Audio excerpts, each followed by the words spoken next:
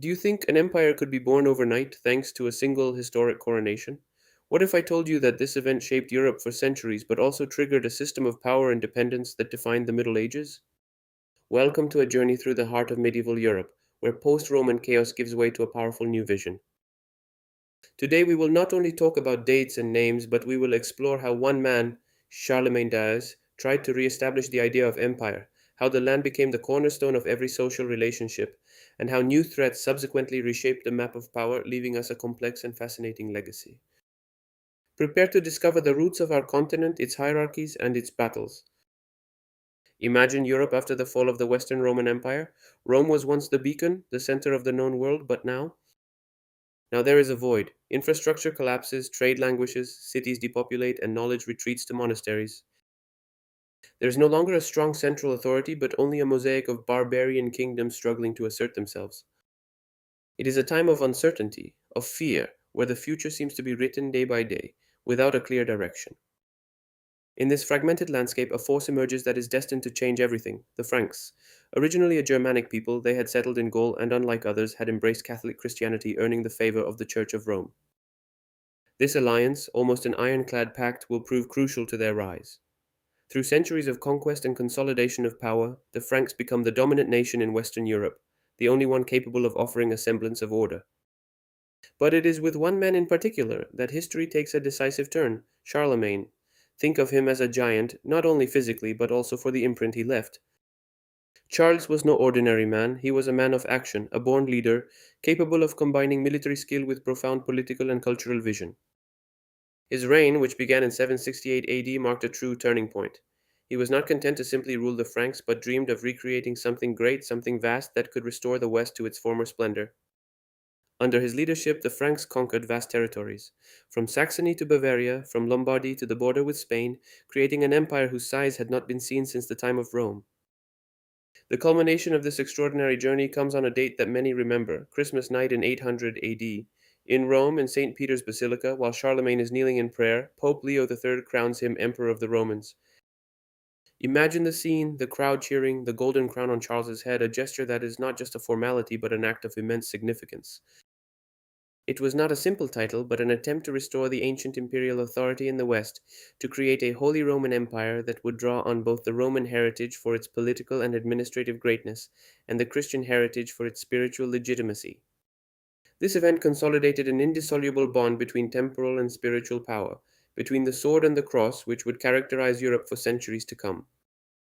The Carolingian Empire, under Charlemagne, was a vast and ambitious structure. To govern such an immense territory, Charlemagne developed a relatively centralized administrative system, though still rudimentary by our standards. He appointed counts to administer the inland regions and marquises for the border areas, the marche, which were militarily more sensitive. These officials were his eyes and hands on the territory, responsible for enforcing laws, collecting taxes, and recruiting soldiers. To ensure their loyalty and monitor their actions, he regularly sent out missi dominici, a sort of itinerant inspectors who reported directly to the emperor. It was a heroic attempt to hold together what the vastness and slowness of communications made intrinsically fragile. Roman roads were in disrepair, messages took weeks to reach their destinations, and cultural and linguistic diversity made cohesion a difficult task. Despite its grandeur, the Carolingian Empire bore within itself the seeds of future fragmentation precisely because of its extension and the difficulty of exercising effective and widespread control. And it is precisely from this intrinsic fragility, from the difficulty of keeping such a vast empire united with the means of the time, that a system destined to dominate Europe for centuries sprouted: feudalism. It is not a sudden invention, but an evolution, a practical response to the need to organize society and power when central authority is weak or distant. Feudalism is an intricate labyrinth of personal relationships based on loyalty, protection, and above all, land. At the heart of this system is vassalage. Imagine two men, one more powerful than the other, shaking hands in a solemn gesture. The less powerful, the vassal, swears fealty, homage, and military service to the lord, the feudal lord. It is not a relationship of equals, but a contract of mutual benefit. The vassal undertakes to provide military aid, to participate in the lord's assemblies, and to advise him. In exchange, the lord offers him protection and crucially grants him a fief. This fief was a piece of land with all the rights attached, which the vassal could use and exploit, but did not own in the modern sense.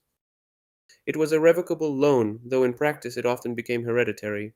This bond created a chain of dependence and loyalty that descended from the emperor or king through dukes, counts, and marquises, all the way down to the most modest knights. It was a system that on the one hand guaranteed a minimum of order and defense in a turbulent era, but on the other led to a dispersion of power, with each lord exercising almost absolute authority over his own fiefdom. This network of vassalage gave rise to a complex social hierarchy. At the top, at least in theory, was the king or emperor, the lord of lords. But his power, as we have seen, was often more symbolic than real, dependent on the loyalty of his great vassals. Beneath him were the great feudal lords, dukes, counts, marquises, abbots, and bishops, who controlled vast swathes of territory and in turn had lesser vassals. Going down the stairs, we found the knights, often vassals of these great lords, who formed the backbone of the feudal army, and then the vast majority of the population, the peasants. The economy of this period was predominantly agricultural and revolved around what we call the Curtis system from the Curtens or villa, the fundamental economic unit. Imagine a farm, almost a small world unto itself. It was divided into two main parts: the Pars Dominica, or seigneurial reserve, the lands managed directly by the lord, cultivated by his serfs and by peasants who had to perform free labor, and the Pars Massaricia, the lands divided into small plots, the mansi, granted for use to peasants, free or serf, in exchange for rent and days' labor on the reserve. The Curtis was, for the most part, self-sufficient.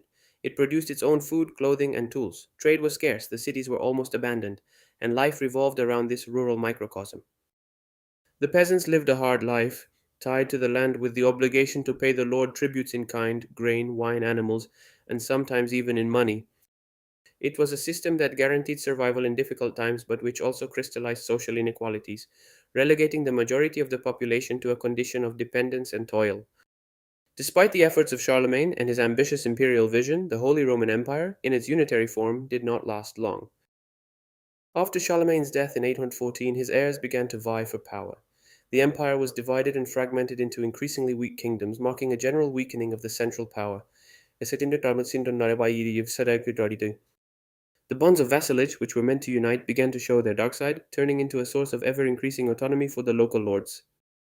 And just when the heart of Carolingian Europe was beating at its weakest, new threats emerged on the horizon, ready to further shake the foundations of an already fragile continent. Imagine waves of incursions coming from every direction, bringing fear and destruction.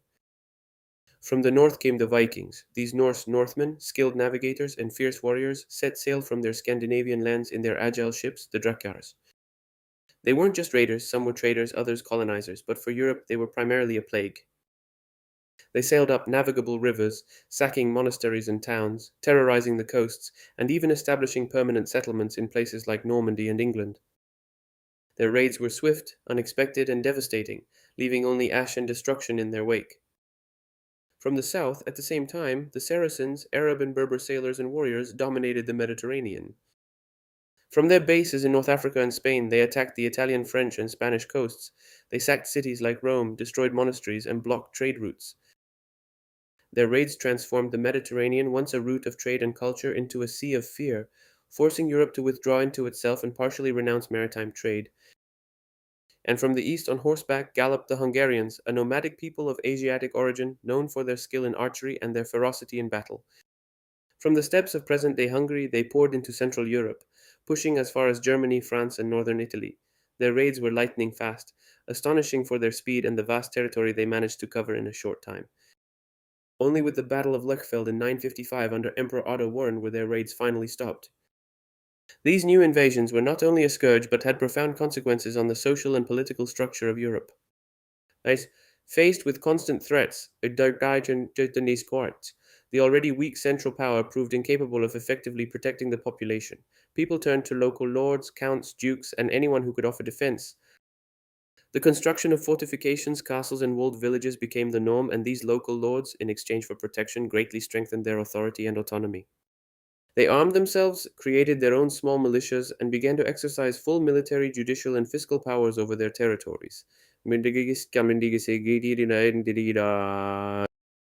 This delegation of powers and this growing autonomy of the local lords marked the definitive affirmation of the feudal system as the dominant model. Europe was no longer an empire, but a mosaic of fiefdoms, each with its own lord, its own rules, its own castles. A fragmented Europe, yes, but one which had found its own, albeit complex, way to survive and organize itself in an era of profound transformation. We have come a long way, from Charlemagne's imperial rebirth to the feudal fragmentation and new invasions that reshaped the face of medieval Europe. It is a story that reminds us how even the greatest visions can collide with the realities of geography and external threats, shaping social and political systems that, however different from our own, have laid the foundation for who we are today. A system, feudalism, which was a practical response to an age of chaos, forging a Europe where land was power and loyalty its price.